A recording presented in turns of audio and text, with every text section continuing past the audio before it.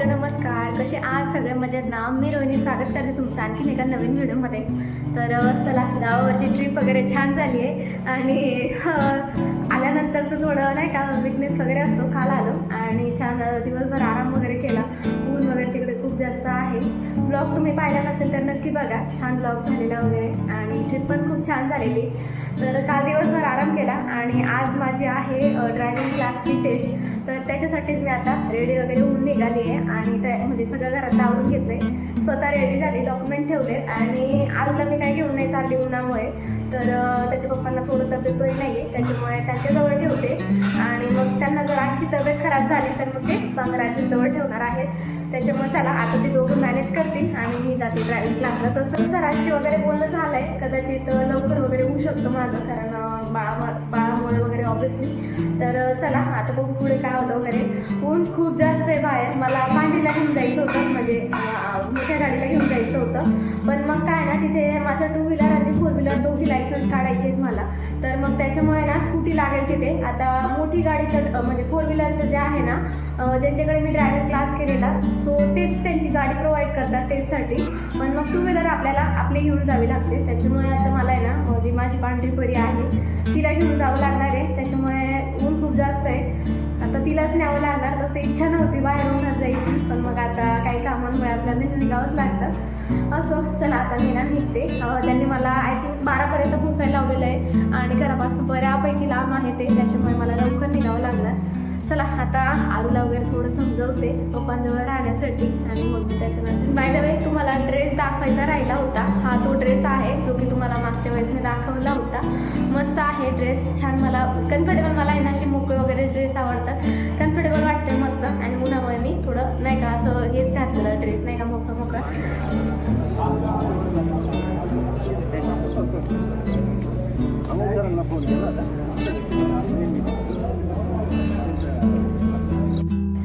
तर चला आताच आहे ना मी थोड्या वेळापूर्वी घरी आले आणि तिकडे ना खूप जास्त गर्दी होती, म्हणजे खूप जास्त. म्हणजे मी गेली होती, सरांनी मला टायमिंग आहे ना 12पर्यंत पोहोचायला लावलं होतं आणि मी म्हटलं कसं लवकर जावं नाही का, उशीर वगैरे व्हायला नको या गोष्टींना. त्याच्यामुळे मी ना जवळजवळ, आणि मला आहे ना काही झेरॉक्स वगैरे पण काढायचे होते, सरांनी मागितले होते. त्याच्यामुळे मी लवकर जवळ 11:45 निघाले होते. तिथे मी पोहोचले 11:30ला, खूप लांब होत होते तरी मी लवकर पोहोचले. आणि म्हणजे घरी मी आले जवळजवळ 2 वाजेला. आता वाजलेले आहेत 2:30. जेवण वगैरे झाले, जेवण बाकी होतं माझं. सकाळी नाश्ताच करून गेली होती मी. जेवण केलं, आंघोळ केली आणि आता बरं वाटतंय, फ्रेश. इतकं बाहेर कडाकीचं ऊन आहे ना खूप जास्त, म्हणजे असे डोळे ना लिटरली आग होते माझे डोळे. असे वाटतंय की नाही का असं वाफ वगैरे निघते काय असं वाटायला लागलंय, इतके डोळे आग होत आहेत. आता आहे ना म्हटलं यांचा आहे ना एक ड्रॉप आहे डोळ्यांचा, म्हटलं टाकून घ्यावं. इतकं म्हणजे असं ना पाणी पण थोडं येतं आहे, तर म्हटलं आहे ना थोडा ड्रॉप वगैरे टाकून घेते. आरू झोपलाच आहे, ते म्हटले तुझी आठवण वगैरे येत होती त्याला, सारखं हे करत होतं मम्माकडे जायचं म्हणून. पण माझं काय असतं ना, त्याला जर घेऊन गेले असते ना खूप जास्त त्याचे हाल झाले असते आणि त्याला बघून माझे जास्त हाल झाले असते, कारण इतकं ऊन वगैरे होतं. म्हणजे बसायला जागा नव्हती एवढी काही, झाड होतं पण तिथे कसं उष्ण हवेचं नाही का सगळं हवा वगैरे चालू होती. त्याच्यामुळे जो माझा निर्णय होता बरोबरच होता आपला न घेऊन जाण्याचा. आणि रस्त्यावर पण इतका उष्ण इतका वाफा येत होता ना की खूप जास्त वाफा येत होत्या. असो चला आता आरू झोपलेला आहे. आता मी ना पहिले ड्रॉप वगैरे टाकून घेते डोळ्यात आणि सकाळी ना मी मसाल्यांचा डबा वगैरे धुवून ठेवला होता, तर आता मला मसाले पण भरून घ्यायचे. त्याच्यानंतर आहे ना संध्याकाळी कसं म्हटलं भाजी वगैरे घेऊन येते. आता काल थोडा आराम वगैरे केला त्याच्यामुळे भाजीला जाता आलं नाही. आणि आपण गावाला वगैरे कुठे जातो की नाही का, फ्रीज वगैरे सगळं खाली करून जातो, म्हणजे फ्रीजमध्ये ज्या काही भाजी वगैरे असतात संपवून जातो, जेणेकरून फ्रीज वगैरे बंद करतो. त्याच्यामुळे सगळ्या आतल्या भाज्या वगैरे खराब होतात. त्याच्यामुळे मी पण संपवलं होतं. काल थोडा बरं वाटायला लागलं, मग त्याच्यानंतर आहे ना फ्रीज वगैरे पण क्लीन करून घेतलं होतं. आज आहे ना मला संध्याकाळी भाजीपाला पण घेऊन यायचा आहे. तर चला आता पहिले ना मी ड्रॉप वगैरे घेते डोळ्यात आणि त्याच्यानंतर मग बाकीचं हे करून घेते.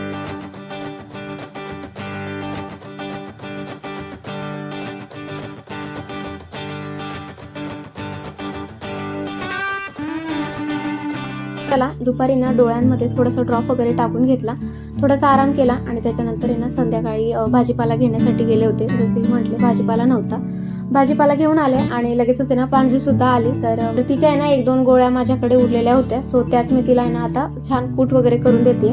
आता सकाळी मी ना डाळ भात आणि एक भाजी बनवली होती, चपाती नव्हती बनवली, त्याच्यामुळे माझ्याजवळ चपाती नव्हती आता. तर तिला आहे ना मी नॉर्मल असं दुधामध्येच आहे ना मिक्स करून दिलं, ते गोळ्यांचं पावडर बनवलं आणि तेच तिला आहे ना मी आता मिक्स करून देते दुधामध्ये. आणि तुम्ही पांढरीला बघू शकताय, आम्ही गावाला गेलो होतो त्याच्यामुळे 2-3 दिवस गॅप पडला. तर बघा गॅप पडल्यामुळे ना पुन्हा तिला जे आहे ना जखम तिच्या हे व्हायला लागल्या, पुन्हा तिला आहे ना खासखास होते आणि जखम तिच्या ज्या आहे ना पुन्हा येत आहे. आता गॅप पडला त्याच्यामुळे हे होत आहे, पण ठीक आहे, आता पुन्हा रेग्युलर तिच्या गोळ्या वगैरे व्यवस्थित चालू कराव्या लागतील आणि पुन्हा तिला जे आहे ना व्यवस्थित म्हणजे हे होईल गोळ्या वगैरे घेतल्या नाही. चला पांढरीला वगैरे तिचं दिले गेलेलं आहे. थोडंसं आमच्या गप्पा गोष्टी झाल्या आणि त्याच्यानंतर मी ना स्वयंपाक बनवायला घेतला. चपात्यांचं इथे मळून घेतलेलं आहे आणि आज आहे ना मला म्हणजे आरूच्या पप्पांचे फेवरेट डिश आहे ही अंडा फ्राय म्हणतो तिला, अंडा फ्राय किंवा अंड्याची भाजी म्हटलं तरी चालेल. तर ती बनवून घ्यायची होती. इथे ना मी एक पातेली घेतली, त्याच्यामध्ये थोडंसं मीठ टाकलेलं आहे आणि 4 अंडी याच्यामध्ये मी आता उकळायला टाकते.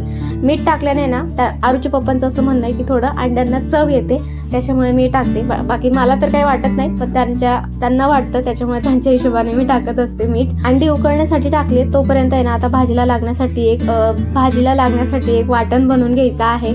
कोथिंबीर, आलं, लसूण, त्याच्यानंतर भरपूर सारा असा टोमॅटो घेतलेला आहे. आता हे सगळ्यांना मिक्सरमधून छान असं बारीक फिरवून घेते अशा पद्धतीने. त्याच्यानंतर आहे ना भाजीसाठी लागणारा थोडासा बारीक कांदा इथे मी कट करून घेतलेला आहे. त्याच्यानंतर आहे ना बॉईल सुद्धा रेडी झालेले होते. आता बॉईलला आहे ना मी साल वगैरे काढून घेतलंय आणि मधून आहे ना त्यांना असं कट करून घेतलेलं आहे, 2 भाग करून घेतले. भाजीसाठी लागणारा मसाला मी इथे थोडं खूप कमी घेतलाय, हळद, लाल चटणी आणि गरम मसाला आणि थोडंसं मीठ. आता ही भाजी ना थोडं 2 याच्यामध्ये जाते. पहिले ना आपल्याला अंडी जी आहे ना थोडंसं तेल टाकून आहे ना फ्राय करावे लागतात. आता जे मी तुम्हाला मसाले दाखवले हे ना मी आता अंडी फ्राय करण्यासाठी वापरणार आहे. 2 वेळेस या भाजीमध्ये ना मसाल्यांचा वापर होतो. अंडी फ्राय करण्यासाठी ना आपल्याला जे मी मसाले दाखवले थोडेच घ्यायचे, कारण 2 वेळेस भाजीमध्ये तिखट यूज होतं, त्याच्यामुळे एकदम थोडे मसाले घ्यायचे. आता हे ना तेल टाकलेलं आहे आणि याच्यामध्ये मसाले टाकले आणि अंडे जे घेतलेले होते ना ते पण आपल्याला व्यवस्थित आता फ्राय करून घ्यायचे. तर पहिले ना आपल्याला उलटे टाकायचे असे आणि छान ती साईड फ्राय झाल्यानंतर दुसरी साईड पण आपल्याला छान अशी फ्राय करून घ्यायची.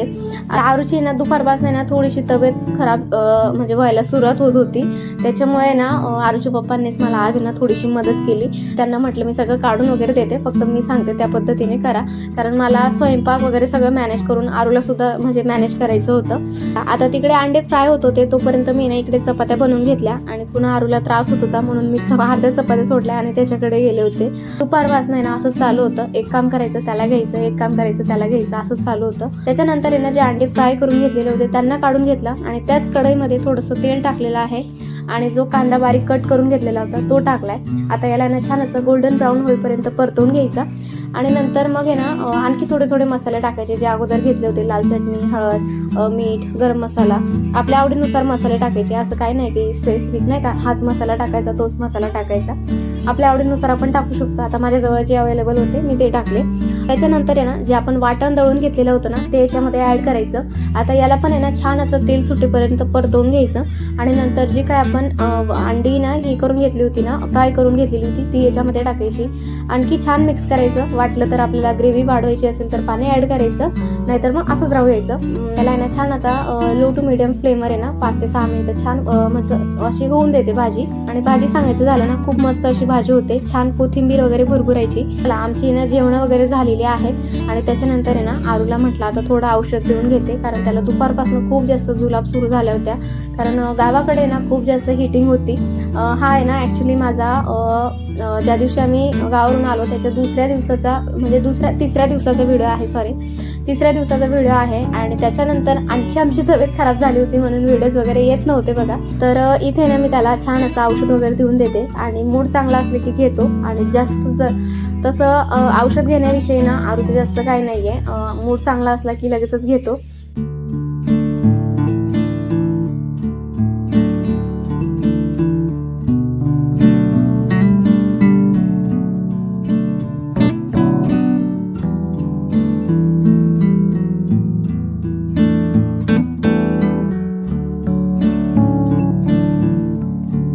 त्याच्यानंतर आहे ना मी सुद्धा माझ्या गोळ्या घेऊन घेतल्या, कारण आहे ना माझे सुद्धा आजारी पडण्याचे चान्सेस सुरू झाले होते. म्हणजे ना थोडंसं ताप आणि सर्दीचं मला काय माहिती नाही काय झालं आहे, सर्दीच्याही घेतल्या आणि थोडं तापाची गोळी घेतली. त्याच्यानंतर आहे ना किचनचं वगैरे थोडं आवरून घेतलं आणि मग जो भाजीपाला आणलेला होता ना तो सुद्धा मी व्यवस्थित भरून ठेवला.